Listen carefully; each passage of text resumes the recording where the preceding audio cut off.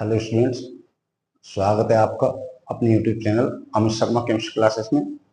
प्यारे विद्यार्थियों, previous video में हमने आप लोगों के लिए कोलिगेटिव प्रॉपर्टी क्या होती है, कोलिगेटिव प्रॉपर्टी कितने प्रकार की होती है, उसके विषय में विस्तारपूर्वक बताया था, जिसमें हमने आप लोगों के लिए एक कोलिगेटिव प्रॉपर्टी कंप्लीट भी करा दी थी, जिसमें कि हमने आप लोगों के लिए बाष्प दाब का अवलंबन बताया था। और बाष्प दाब के अवलंबन में ही हमने आप लोगों के लिए एक नियम दिया जाता है, बहुत इंपॉर्टेंट नियम रहता है, जिसको कि हम राउल्ट का नियम कहते हैं। उसके लिए हमने प्रीवियस वीडियो में बताया था। प्यारे विद्यार्थियों, आज हम आप लोगों के लिए वहीं से ही कंटिन्यू करते हैं। राउल्ट के नियम और बाष्प दाब के अवलंबन के बाद जो आपका सेकंड कोलिगेटिव प्रॉपर्टी, जो दूसरा अनुसंग गुणधर्म रहेगा, वो परासरण दाब रहेगा।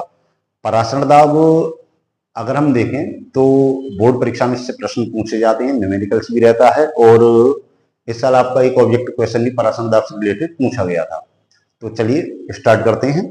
आप सभी स्टूडेंट जो हैं वो वीडियो को अच्छे ढंग से देखा करें, और ये नहीं है कि वीडियो को काट काट करके आपने देखा, वीडियो को पूरा देखा करें, जिससे कि आप लोगों को कम से कम पूरी जानकारी जो है, जो भी आप लोगों को बताई जा रही है, वो पूरी जानकारी आप लोगों को प्राप्त हो सके। तो चलिए स्टूडेंट्स स्टार्ट करते हैं।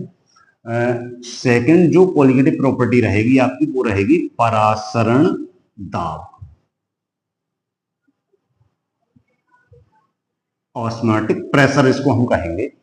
परासरण दाब जो रहेगा उसको समझने से पहले इसमें हम एक प्रोसीजर होता है जिसको कि हम ऑस्मोसिस या परासरण कहते हैं, उसके विषय में पहले चर्चा करते हैं।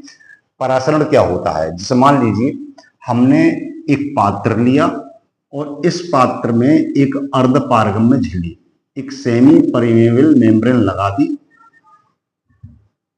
Semi permeable membrane. इस अर्धपारगम्य झिल्ली की एक विशेषता ये रहती है कि इससे जो विलाय के मॉलिक्यूल वो तो आर पार निकल सकते हैं, लेकिन विलेय पदार्थ के जो मॉलिक्यूल होते हैं वो इसमें से आर पार नहीं निकल पाएंगे। अब इसकी कंडीशन रहेगी, हमने इस पात्र में अर्धपारगम्य झिल्ली के द्वारा इस पात्र को दो भागों में डिवाइड कर लिया, इसके एक ओर हमने शुद्ध विलायक ले लिया और दूसरी तरफ इसमें हमने विलयन ले रखा है। एक साइड हमने सॉल्वेंट लिया हुआ है और दूसरी साइड हमने इसमें लिया हुआ है सॉल्यूशन। प्यारे विद्यार्थी, इसमें एक दूसरी कंडीशन ये भी हो सकती है, एक तरफ डाइल्यूट सॉल्यूशन और एक तरफ कंसंट्रेटेड सॉल्यूशन भी हम ले सकते हैं। अब जो सॉल्वेंट रहेगा, तो सॉल्वेंट की जो मॉलिक्यूल हैं इस अर्धपारगम्य झिल्ली को भेद करके विलयन की ओर स्वतः जाने का प्रयास करेंगे। इस प्रोसेस को हम परासरण या ऑस्मोसिस कहेंगे। एक बार इसको हम पुनः रिपीट करते हैं। जब शुद्ध विलायक के अणु अर्धपारगम्य झिल्ली को भेदकर विलयन की ओर जो स्वतः प्रवाह की क्रिया करेंगे, उस स्वतः प्रवाह की क्रिया को हम परासरण नाम देते हैं। अब परासरण की क्रिया तो रेगुलरली चलती रहेगी, यहां से जो मॉलिक्यूल हैं शुद्ध विलायक वो निकल करके विलयन की ओर जाने का प्रयास करेंगे। जो परासरण की क्रिया रहेगी उसमें कम सांद्रता की ओर से जो विलायक के मॉलिक्यूल हैं वो अधिक सांद्रता के विलयन की ओर जाने का प्रयास करेंगे। अब विलयन जो रहेगा वो एक रिवर्स प्रोसेस भी करता है। विलयन इस अर्धपारगम्य झिल्ली पर एक दाब आरोपित करेगा जो इस परासरण क्रिया को रोकने का प्रयास करता है। तो विलयन द्वारा अर्धपारगम्य झिल्ली पर आरोपित वह दाब जो परासरण की क्रिया को रोकने का प्रयास करता है, उस दाब को हम परासरण दाब कहते हैं। तो प्यारे विद्यार्थियों, इसमें सबसे पहले परासरण क्या होता है वह समझना अनिवार्य रहेगा, उसके बाद हम फिर परासरण दाब को अच्छे ढंग से डिफाइन कर सकते हैं। बहुत ही सिंपल सी डेफिनेशन रहेगी कि परासरण की क्रिया को रोकने के लिए विलयन द्वारा अर्धपारगम्य झिल्ली पर जो दाब आरोपित किया जाएगा उसी दाब को हम परासरण दाब का नाम देते हैं। अब यहाँ पर जो सेमी परमेबल मेम्ब्रेन होती है, कभी कभार इसकी भी डेफिनेशन पूछ ली जाती है। तो प्यारे विद्यार्थियों, सेमी परमेबल मेम्ब्रेन एक ऐसी झिल्ली होती है जिससे विलायक के तो मॉलिक्यूल आर पार निकल सकते हैं, लेकिन विलेय पदार्थ के मॉलिक्यूल उसमें से आर पार नहीं निकलते हैं। तो ये रहती है अर्धपारगम्य झिल्ली। जैसे कि बकरे का जो आशय होता है उसको हम अर्धपारगम्य झिल्ली के रूप में यूज कर सकते हैं, या कॉपर फेरोसाइनाइड की झिल्ली होती है उसको भी हम जो है वो अर्धपारगम्य झिल्ली के रूप में यूज कर सकते हैं।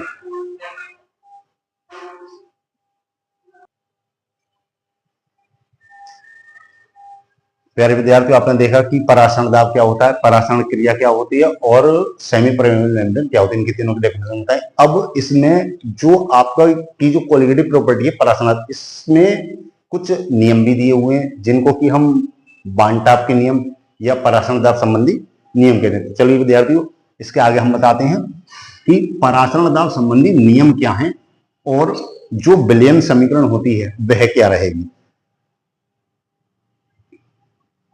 परासरण दाब के नियम। प्यारे विद्यार्थियों, परासरण दाब के जो नियम है या जो विलयन के नियम है, इनको हम विलयन के नियम भी बोल सकते हैं। विलयन के नियम यह क्या रहेंगे, ये आपके जो गैसीय नियम होते हैं उनसे रिलेटेड रहते हैं, या यूं कहें कि जो बांटाप नामक साइंटिस्ट थे उन्होंने जो गैसीय नियम थे उनको जो है वो विलयन पर अप्लाई किया था, तो उन्हीं नियमों को परासरण दाब संबंधी नियम या विलयन के नियम कहा जाता है। यहाँ पर विलयन के दो नियम रहेंगे जिनको कि हम बॉयल-वांटॉप का नियम और चार्ल्स-वांटॉप का नियम कहेंगे।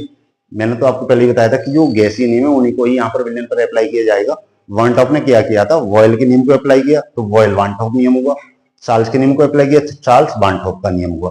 तो सबसे पहले हम बात करते हैं इसमें परासरण दाब के या विलयन के जो रहेंगे, कुल मिलाकर दो नियम रहेंगे, जिसमें पहला नियम रहेगा बॉयल-वांटॉप का नियम और दूसरा नियम रहेगा चार्ल्स-वांटॉप का नियम। तो पहला नियम हम डिफाइन करते हैं बॉयल-वांटॉप का नियम।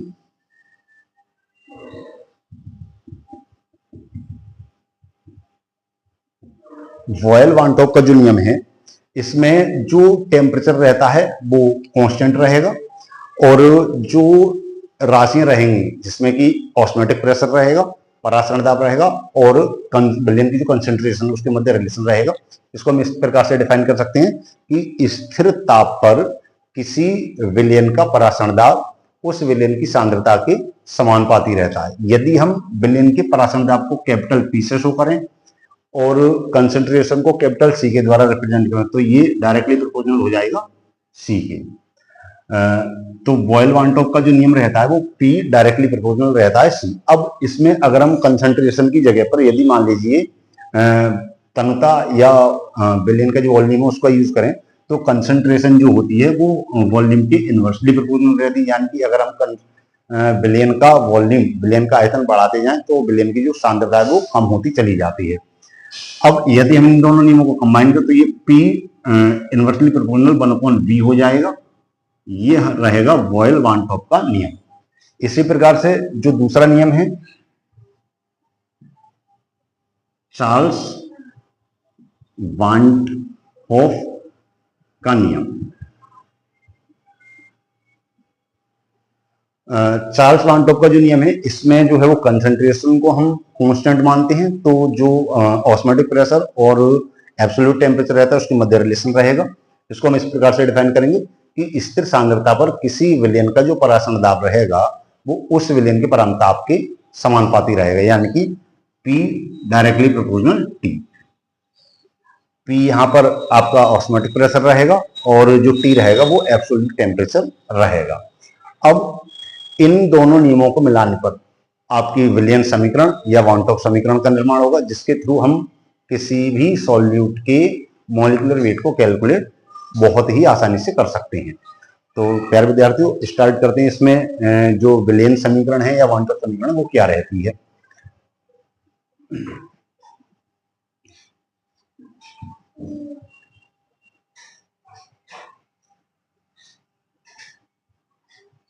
विलयन समीकरण या इस समीकरण के लिए हम वांटॉप समीकरण भी कहते हैं। जिस प्रकार से हमने अभी बॉयल-वांटॉप और चार्ल्स-वांटॉप के नियमों की बात कही थी, तो उन्हीं के आधार पर इस विलयन समीकरण का निर्माण किया जा सकता है। विलयन समीकरण को हम कुछ इस प्रकार से डिफाइन कर सकते हैं कि वह समीकरण जो बॉयल-वांटॉप और चार्ल्स-वांटॉप के नियमों का अनुपालन करती है विलयन समीकरण या वांटॉप समीकरण कहलाती है। प्यारे विद्यार्थियों, ये समीकरण जो है वो आदर्श गैस, जैसे गैसीय नियमों के अंतर्गत आदर्श गैस समीकरण का निर्माण करते हैं, उसी प्रकार से जो विलयन के नियम रहते हैं उन्हीं के द्वारा हम विलयन समीकरण का निर्माण करते हैं।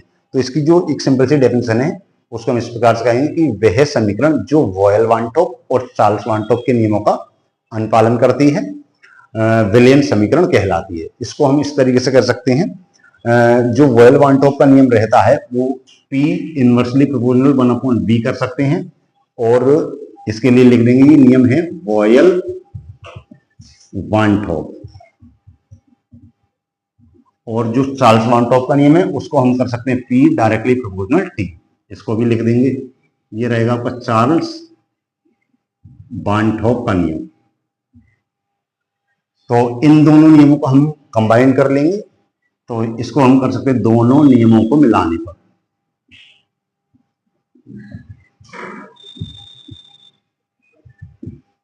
तो जब हम इन दोनों नियमों को कंबाइन करेंगे तो ये हम कर सकते हैं P डायरेक्टली प्रोपोर्शनल T/B। समानुपात का चिन्ह हटाएंगे तो यहाँ पर एक यूनिवर्सल कांस्टेंट का यूज करते हैं जिसको हम S या R के द्वारा शो करते हैं। तो P equal to R into T/B। V को इधर कर ले रहे हैं तो PV इक्वल टू RT। ये हमारी जो है वो बिल्कुल सेम आदर्श गैस समीकरण की तरह ही विलियन समीकरण निकल आती है। यदि हम एक मोल विलियन के लिए इसी समीकरण को लिखें, सॉरी n मोल विलियन के लिए, n मोल विलियन के लिए, तो यही समीकरण हो जाएगी PV इक्वल टू nRT। प्यारे विद्यार्थी, इस प्रकार से जो है वो इस समीकरण का पूरा प्रूफ हो जाएगा। यहाँ पर जो नंबर ऑफ मोल्स है वो आपको डायरेक्टली मिल दिया है, तो इसको सिंप्लीफाई कर सकते हैं भार बटे अनुभार के रूप में। PV equal to W/m/RT। इस प्रकार से हम इस फॉर्मूले के थ्रू जो है वो बहुत सारे न्यूमेरिकल्स को भी करेंगे। तो प्यारे विद्यार्थियों, ये जो है वो वानटॉप समीकरण या विलियन समीकरण का पूरा फॉर्मूला डेराइव किया गया है। इसको आप लोग ध्यान से एक बार अवश्य देख लें और एक बार इसको रिपीट कर लें, क्योंकि इससे रिलेटेड जो है वो ऑब्जेक्टिव क्वेश्चन या न्यूमेरिकल्स पूछे जाते हैं और काफी इंपॉर्टेंट रहती है बोर्ड परीक्षा के पॉइंट ऑफ व्यू से। तो इसके लिए आप जो है सही ढंग से स्टडी कर लें। बाकी इसके जो न्यूमेरिकल्स रहेंगे वो हम आपको नेक्स्ट वीडियो में प्रोवाइड कर देंगे। सभी स्टूडेंट जो है इस वीडियो को बहुत ध्यानपूर्वक देखें, क्योंकि बहुत ही इंपॉर्टेंट ये जो विलियन समीकरण इसमें लिखाई हुई है। बाकी सभी स्टूडेंट जो वो चैनल को सब्सक्राइब करें और वीडियो को लाइक करें और शेयर, ज़्यादा से ज़्यादा शेयर करें। Thank you.